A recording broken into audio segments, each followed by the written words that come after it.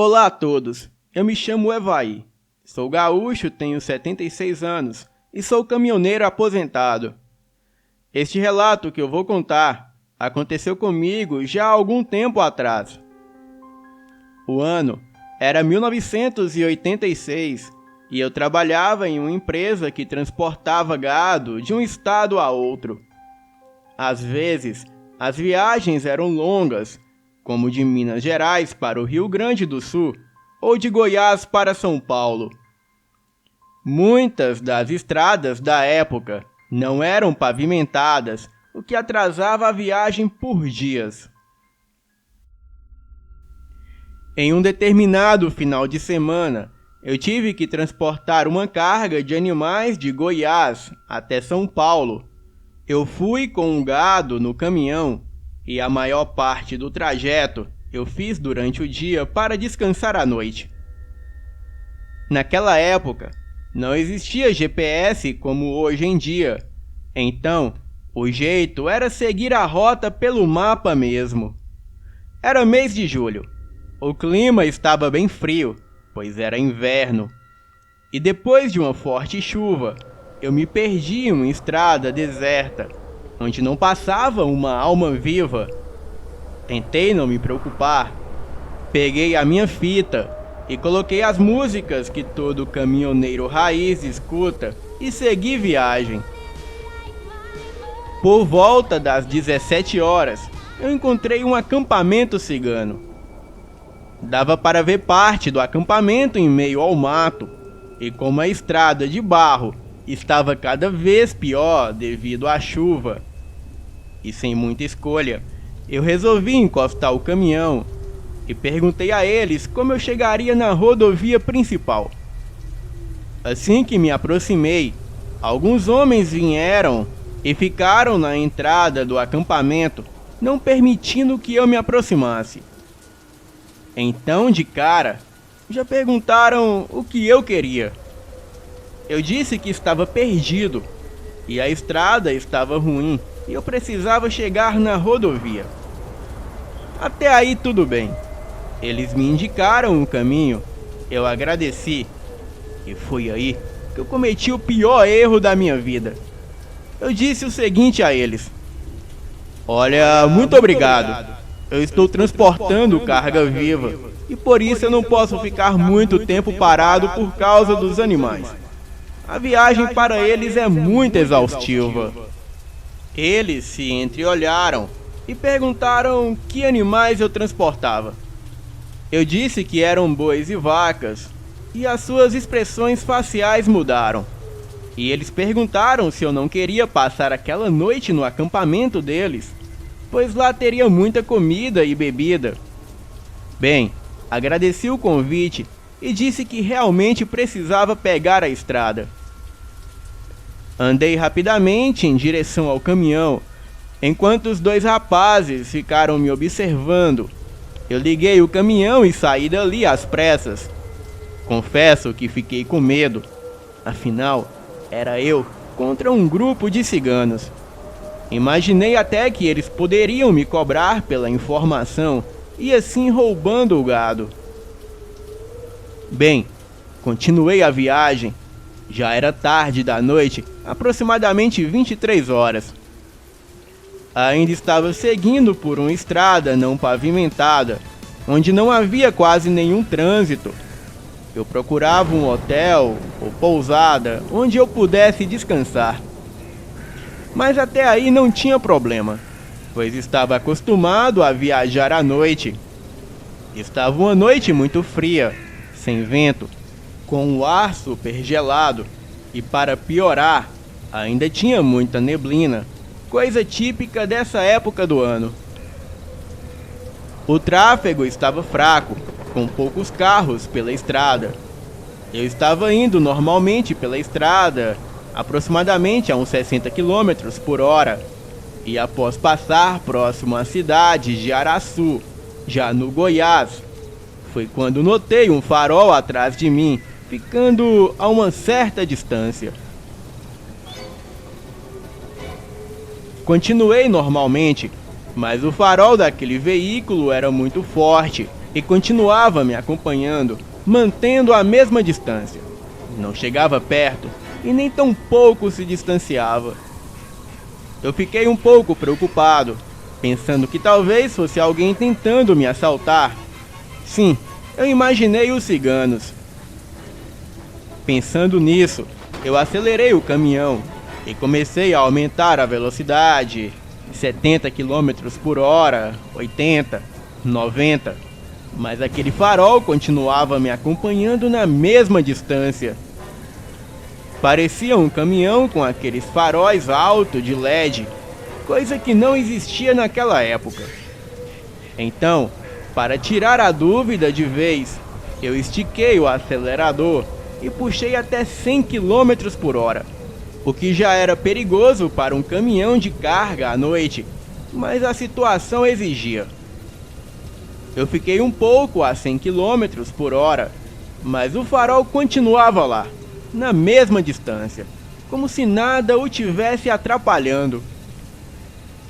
Então, em um ato de coragem, para ver o que era aquilo de vez, eu resolvi parar no acostamento e arriscar, pois eu via que não adiantava nada correr, que aquilo me acompanharia.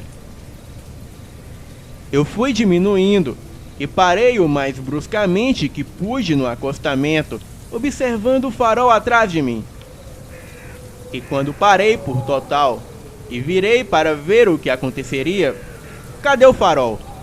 Simplesmente desapareceu.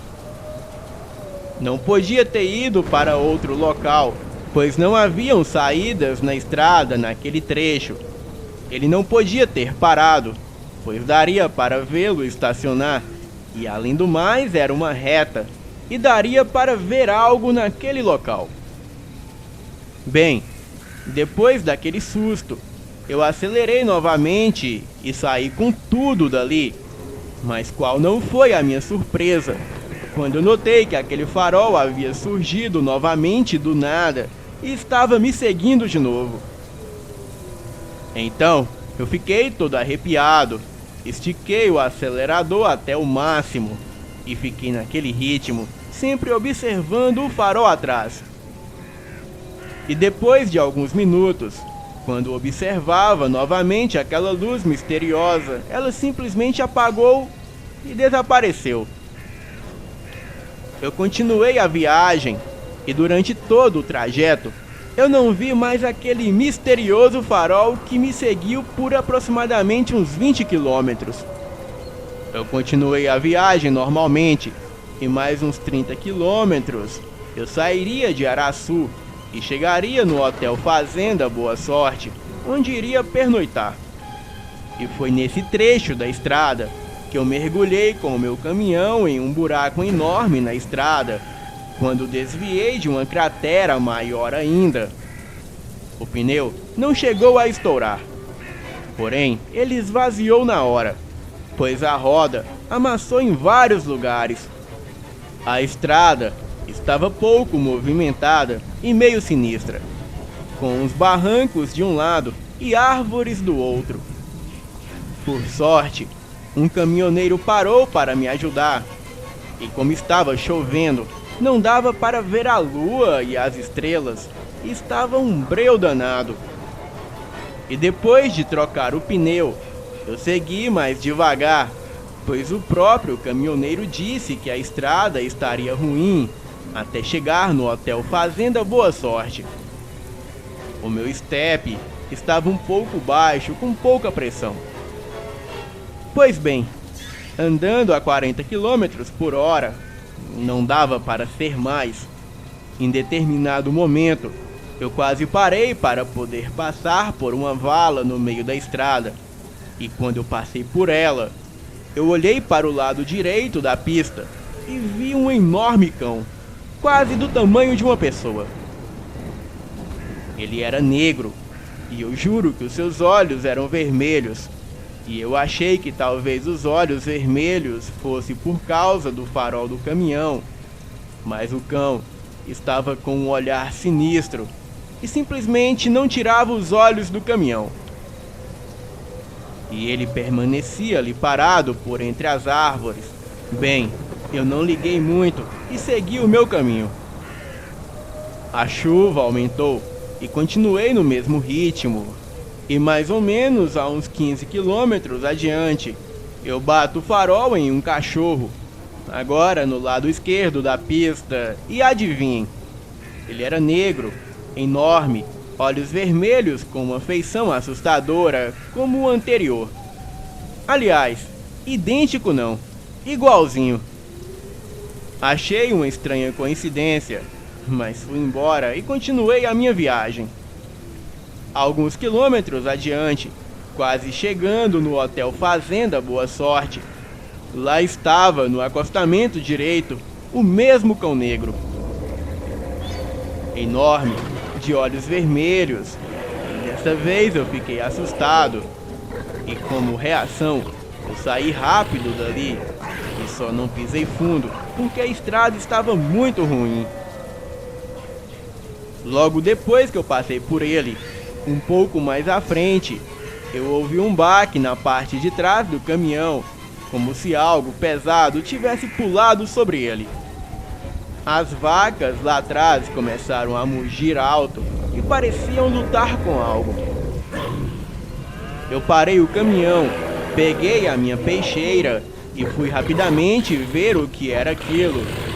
E tudo que eu pude ver foi aquele enorme cão arrastando uma das vacas para fora do caminhão. Porém, agora ele estava muito maior, até mesmo maior que eu, que na época eu tinha 1,80 de altura. Aquilo não era mais um cão, era uma criatura enorme, peluda de olhos vermelhos, com feições caninas e humana, braços longos e garras saíam de suas mãos. As suas pernas eram dobradas para trás, e aquilo era literalmente um ser do inferno. Ele levou a vaca para o mato, e nisso, outras criaturas saíram do mato, e essas eram idênticas a ele. Eu não pude contar, mas acredito que eram em torno de 15 lobisomens. Eles invadiram o caminhão e abateram todo o gado, e levaram todas as vacas para o mato. Foi a cena mais horrível que presenciei na minha vida, mas graças a Deus, eles não fizeram nada contra mim.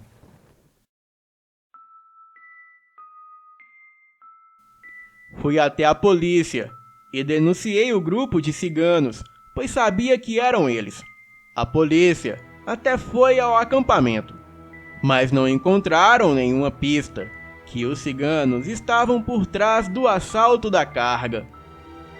Quando voltei para São Paulo, eu expliquei tudo ao meu patrão e pedi demissão naquele mesmo dia. Abandonei a vida de caminhoneiro e passei a trabalhar de taxista, onde também me ocorreram coisas paranormais. Porém, ficará para um próximo relato. Boa noite.